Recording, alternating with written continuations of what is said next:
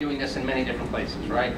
And the connection to diabetes, of course, is a very personal one. So I have asthma, so when I saw asthma, it's like, you get lit up, right? So this is an incredible reinforcement of a lot of the lessons that we started to share this morning, and I'm going to try to reinforce all week long. But pick a problem that you are emotionally connected to, right? You created 30 prototypes? Yes. Okay? If there was no emotional connection to this problem, I guarantee you the number of prototypes would not have come close to 30. It may have been 3.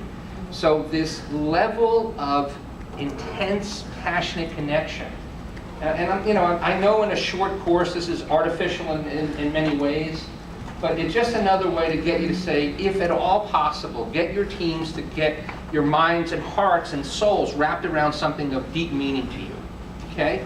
So what questions do you have for this remarkable young woman? What's some of the questions that were raised over the course of the last 30 minutes? Please, don't be shy. Yeah, please. How long it takes from the first... You have to speak a little louder, okay? Sorry, how long it takes to produce the first Jerry up to the end? How long did it take from the first Jerry to the end in terms of the elapsed time? Okay. I think the first prototype took us 10 weeks. The second prototype took us 2 months. The third one took us a month. I think, as I mentioned before, you become quicker and more efficient in the way you're building. And later I realized a lot of our first prototypes were overly designed. That's why it was taking a long time. Right. Of course, now, because you're making a massive scale, we are building 250 of them. So we are not doing the hands-on work of building things. Mm-hmm. But for us to make 250, it usually takes 3 months lead time to make that amount. So it's definitely getting quicker and quicker. Cool. So a lot of compressed learning that takes place. Exactly. And the learning curve effect is working. Yeah. And just the fact that you shrank those boards down by the center, you have so much more Smaller room and now. smaller. Yeah, please. Matt? How did it all start for you? So you said you started right after graduation, right? And then you took part in this challenge. So sometimes I thought about I want to start my own venture. I was talking to buddies, let's grab a bottle of wine and sit together and just try to come up with something. So I don't know how to start. Yeah, exactly. So as I mentioned before, I started as a student, and I actually left during my senior year to be in Providence, and I took my classes over Skype to work on Jerry the Bear full time. And I think being in an academic institution is really great because you have so many free resources and mentorship that you can get. And then for us, it was easier for us to move because we had a prototype that we could actually show people what this idea is. I also had great people to work with in my team. We started as 4 people. 2 of them went on to do a different Design for America venture, but Aaron is the one who stayed along the way and still is my business partner. And third is that we try to leverage as much as possible when we were students, using the shop 24/7, applying to as many grants possible that it was available at Northwestern. So I think it's more like, I think the jump of doing your own venture is, there are things like, it's a risky move. I wouldn't say it's easy, but it's things like, if you're gonna live like 100 years, like what's the most exciting thing you want to do when you're young? Like that kind of motivated me to work on Jerry the Bear. But also, I think having the idea and product validated a lot of times when I was a student gave me confidence that I can see Jerry as a venture, and it's proven. So I think that helped me to kind of eliminate a lot of the assumptions I might have in starting Jerry. Let me just add one thing, right? Because I can go on for this for days, but startup weekends, hackathons, right?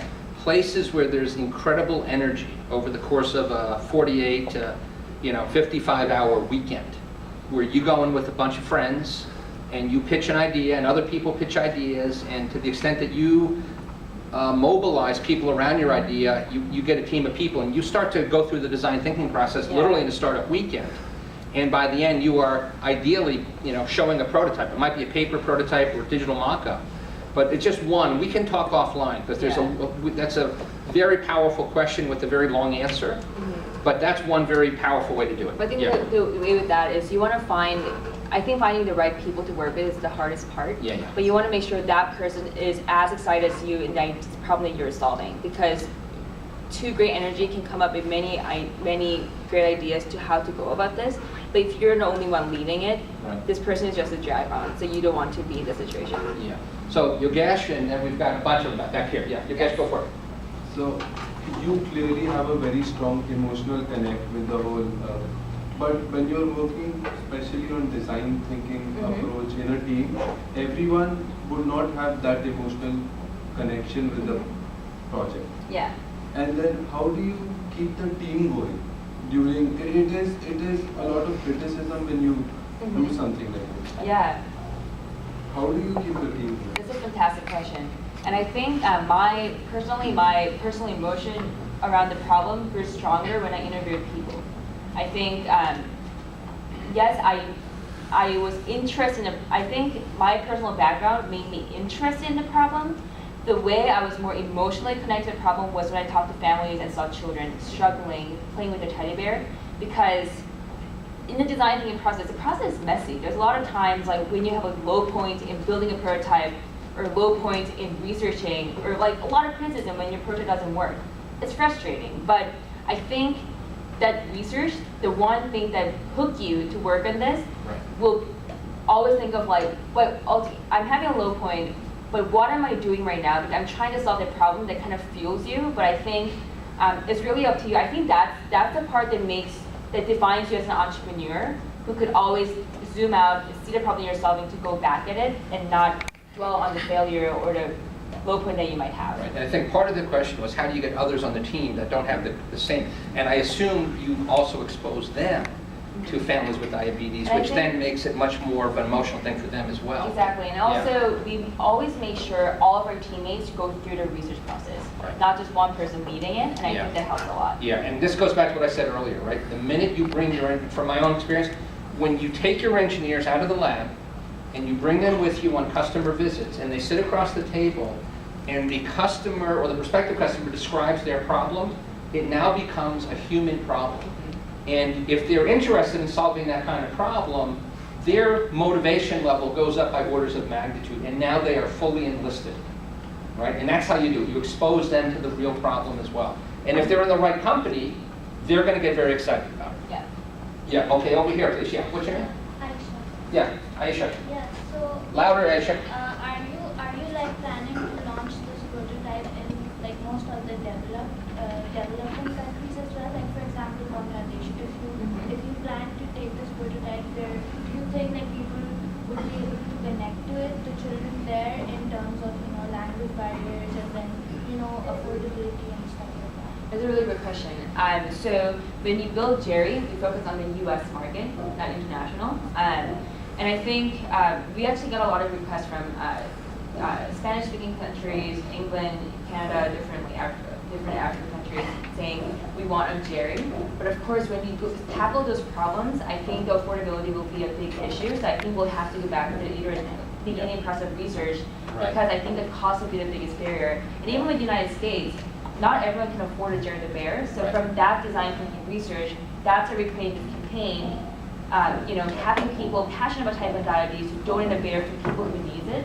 So I think, of course, the cost perspective that we're making, if we make more than 250 bears, the unit cost will go down and make Jerry overall cheaper. But I think for developing countries, it might not even be a baby. It might not be a bear. It might be an elephant. It may be a horse. It might not even have a tablet. So I think it will depend on their specific problem with diabetes. And I don't want to make the assumption that Jerry will work in their country too. Right. For example, I know that in the MENA countries, right, in the GCC countries, 4-year-old children are having bariatric surgery.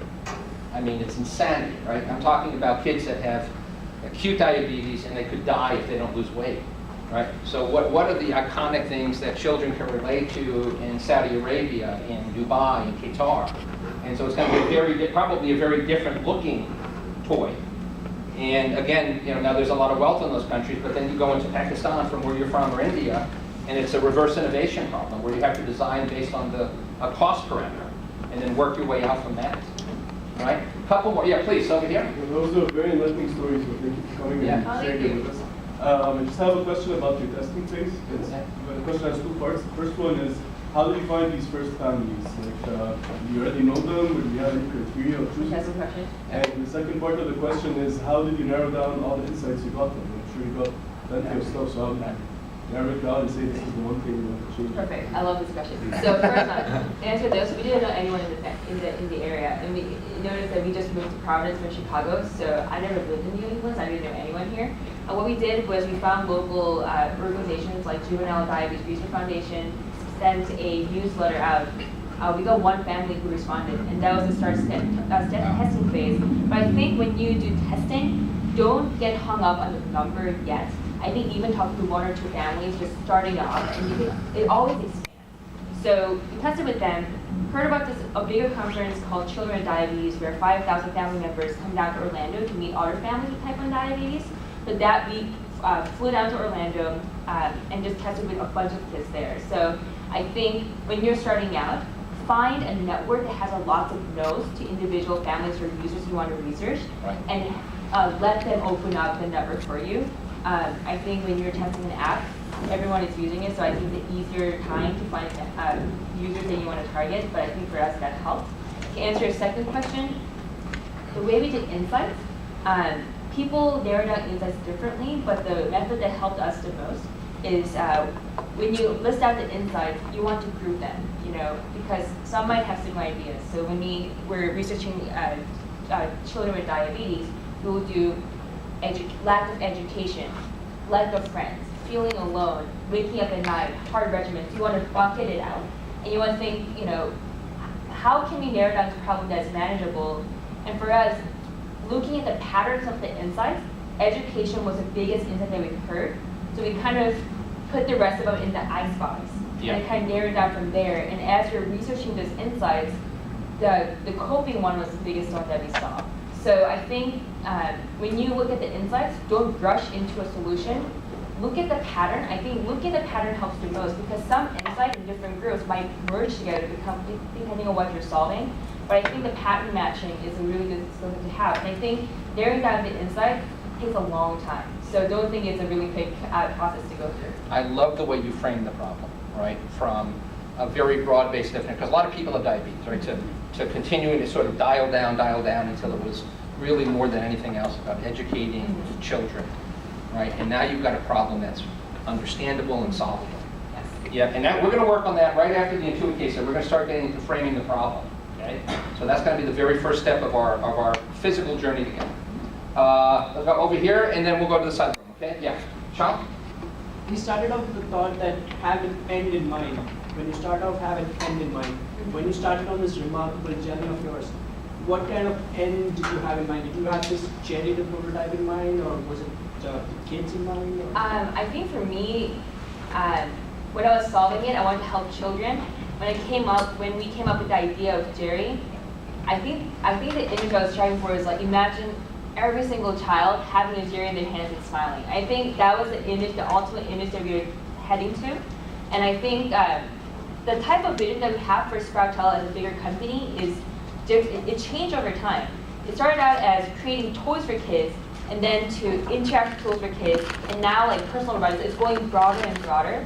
But I think when you're starting up a venture, it's really important to have a big vision. And I think that helps you to create a company that's not like, as Mike mentioned, that lasts for 5 years and get acquired. I think those are very short-term businesses. I think all of us should have an idea of creating a business that changes the world. And along the way, you can get acquired in 5 years or whatever. That's a great success story, but I think people need to have a more of an ambitious mind, because I think that fuels more innovation. Right, and so what you built is a platform, right? You built a new human interface, which is a personal robot, encapsulated in this gorgeous little cuddly bear. But now you see how it works, and you see the stickiness. Yeah. And now you see, I know a lot of kids suffering from asthma and suffering from many other Let's take it there. similar diseases, and all of a sudden you're kind of a healthcare education company for children, which is an extraordinary thing, right? A few questions over here, then we're going to have to wrap up. So Christiane, we'll walk this way, okay? We'll work first you, we'll go this way, and we'll come back. All right, guys? Okay. Yeah. I want to know, how do you foster your creativity process? If you ever has been seen as a creative person, or something that flourished in you just because of the emotion connected. Yeah, I think everyone is creative. I think yes, I did have an art background, but I think as you guys heard this morning, like design thinking is really broad, and I think everyone has a creativity, and that's the reason why design thinking requires people from different backgrounds to use a process. And I think for me, my illustration